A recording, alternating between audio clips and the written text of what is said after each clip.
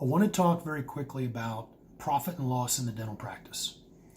Very often I hear a dentist say to me, it doesn't really matter how I categorize my expenses. All I care about is the bottom line, right? Wrong.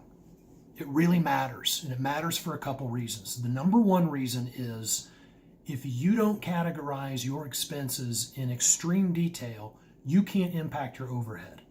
So every month, your P&L should be reconciled with a very good dental chart of accounts. So for example, instead of having dental supplies at 6% of your revenue, for example, what could be in that category, maybe from Henry Schein, is dental supplies, but also equipment repair, small equipment, office supplies, Caldwell, some e-services, who knows? Why?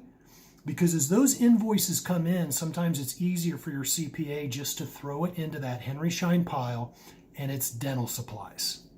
You can't impact your overhead if you don't have good data, and great overhead is accomplished a little bit at a time. The second reason you need to have these categories almost hyper-categorized is as you prepare for a transition, a practice sale, a partnership, sale to an independent dentist, a DSO, it doesn't matter. The first step is a valuation.